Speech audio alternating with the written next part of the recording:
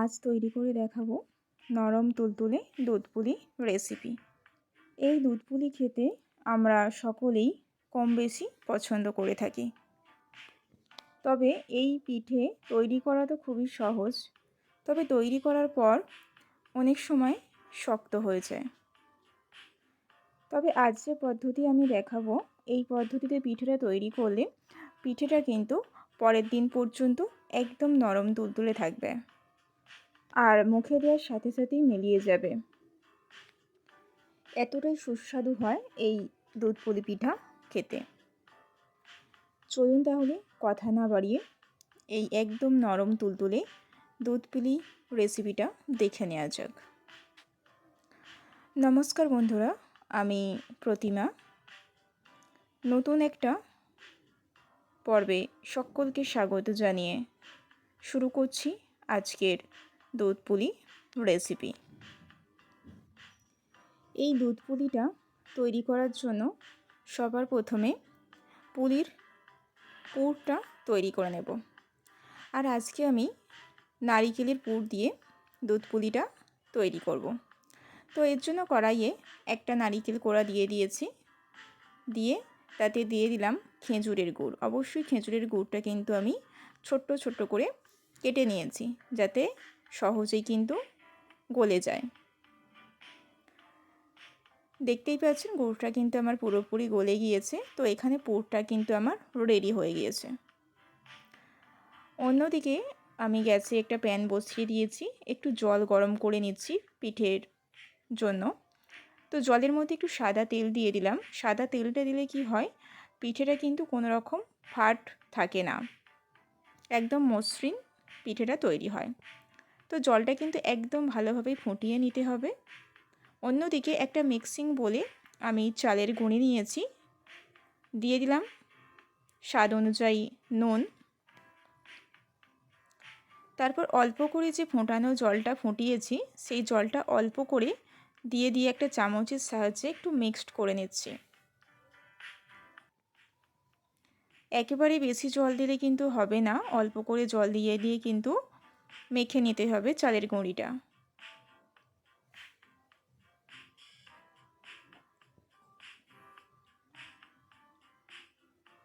তো আমি এখানে 3 বার অল্প করে জল দিয়েছি, দিয়ে চালের গুঁড়িটা মেখে বা চাপা দিয়ে রেখে দিচ্ছি 5 মিনিটের জন্য।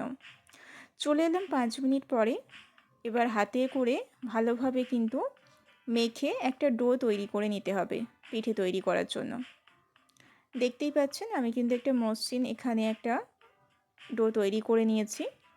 তো এবার অল্প করে নিয়ে একটা বাটির শেপ দিয়ে দিতে হবে পিঠে তৈরি করার জন্য।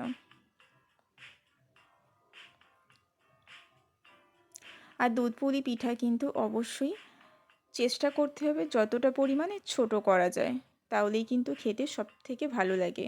বেশি বড় করলে কিন্তু বেশি সময় লাগবে সেদ্ধ হতে। তো ঠিক এইভাবে একটা বাটির শেপ দিয়ে নারকেলের পুর দিয়ে এইভাবে আঙুলের মাধ্যমে একটু টিপে টিপে একটা এইভাবে শেপ করে দিতে হবে। আপনারা যদি কোনো ডিজাইন পছন্দ করেন অবশ্যই সেই ডিজাইনটা করতে পারেন, তবে ডিজাইনটা আমার ভালো লাগে না, তো আমি যে কারণে ডিজাইন দিই না। আরও একটা আপনাদের করে দেখাচ্ছি। ঠিক একইভাবে কিন্তু আমি সমস্ত পিঠাগুলো তৈরি করে নেব। এখানে দেখতেই পাচ্ছেন আমার পিঠাগুলো কিন্তু তৈরি হয়ে গিয়েছে। অন্যদিকে গ্যাসেতে আমি কড়া বসিয়ে দিয়ে দিচ্ছি আমি এখানে 1 লিটার দুধ। এবার এখানে আমি 4টে এলাচ দিয়ে দিচ্ছি। এলাচের মুখগুলো কিন্তু অবশ্যই একটু ফাটিয়ে দিতে হবে। তো দুধটা ভালোভাবে ফুটিয়ে নিচ্ছি। দেখতেই পাচ্ছেন দুধটা আমার এখানে ফুটে গিয়েছে। তো দুধটা ফুটে যাওয়ার পরেও কিন্তু দুধটাকে ভালোভাবে 10 মিনিট একটু জাল করে নেব, তাতে করে দুধের কাঁচা গন্ধটা কিন্তু কেটে যাবে।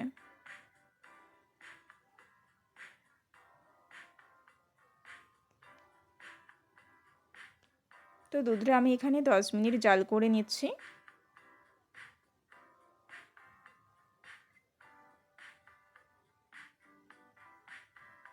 তো দুধটা আমি এখানে 10 মিনিট জাল করে নিয়েছি। এইবার আমি এখানে দিয়ে দেব, গ্যাসটা অবশ্যই অফ করে দিয়েছি, অফ করে দিয়ে দিচ্ছি খেজুরের গুড়। এখানে অবশ্যই আপনারা যেমন মিষ্টি পছন্দ করবেন সেরকম কিন্তু খেজুরের গুড় অ্যাড করতে পারেন।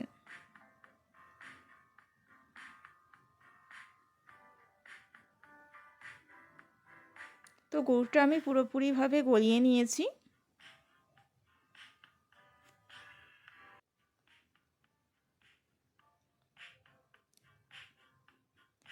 গুড়টা যখন গলে যাবে তারপরে আমি কিন্তু গ্যাসটা অন করতে হবে। তো গুড় গলে যাওয়ার পর বেশিক্ষণ কিন্তু ফোটানোর প্রয়োজন হবে না, শুধু একবার ফুট এসে গেলেই তারপর দিয়ে দিতে হবে পিঠে।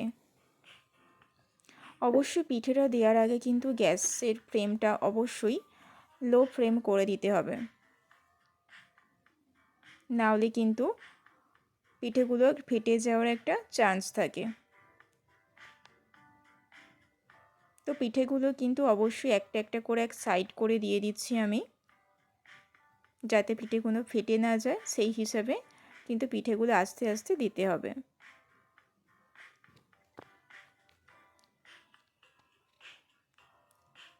তো সমস্ত পিঠেগুলো কিন্তু আমি দুধের মধ্যে দিয়ে দিয়েছি। একদমই এখানে লো ফ্লেমে 2 মিনিট রেখে দেব। তো 2 মিনিট পর কিন্তু একবার নেড়ে দিতে হবে, যাতে নিচে লেগে না যায় পিঠেগুলো। তো এইবার পিঠেগুলো হতে দেব 10 মিনিট। তো 10 মিনিটের মাঝে কিন্তু অবশ্যই নাড়াচাড়া করতে হবে, যাতে পিঠেগুলো নিচে লেগে না যায়। দেখতেই পাচ্ছেন আমার 10 মিনিট হয়ে গিয়েছে, পিঠেগুলো কিন্তু তৈরি হয়ে গিয়েছে। এবার ওপর থেকে আমি একটু নারিকেলের পুর ছড়িয়ে দিলাম। তো এই নারিকেলটা কিন্তু যখন দুধটা যখন খাওয়া হবে, দুধের মধ্যে মুখে পড়লে কিন্তু খুব সুন্দর লাগে আমার খেতে। আর আপনাদের যদি ভালো না লাগে এটা কিন্তু অবশ্যই স্কিপ করতে পারেন। তো পিঠেটা আমার রেডি হয়ে গিয়েছে। যখন দেখবেন যে দুধের ওপর পিঠেগুলো ভেসে উঠছে, তখন কিন্তু বুঝতে হবে পিঠেটা একবারে পারফেক্ট তৈরি হয়ে গিয়েছে। তো দেখতেই পাচ্ছেন পিঠেটা আমার তৈরি হয়ে গিয়েছে। অবশ্যই কিন্তু এই দুধটা কিন্তু আরও যত ঠান্ডা হবে ততই কিন্তু দুধটা আরও বসে যাবে, আরও ঘন হয়ে যাবে দুধটা। অবশ্যই কিন্তু দুধ অবস্থাতেই পিঠেটা নামিয়ে নিতে হবে। আর এই দুধ পুলি পিঠার কিন্তু দুধটাই কিন্তু খেতে খুব সুন্দর লাগে। তো দেখতেই পাচ্ছেন তৈরি হয়ে গেল আজকের সুস্বাদু দুধ পুলি পিঠা। আর এইভাবে তৈরি করলে কিন্তু অবশ্যই পরের দিন পর্যন্ত নরম থাকবে পিঠাটা, পরের দিন পর্যন্ত ভালোভাবে খাওয়া যাবে আর একদম নরম তুলতুলে হবে।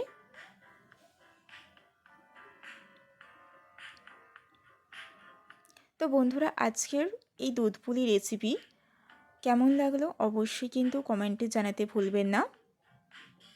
আর যদি ভালো লেগে থাকে অবশ্যই কিন্তু লাইক করে দেবেন।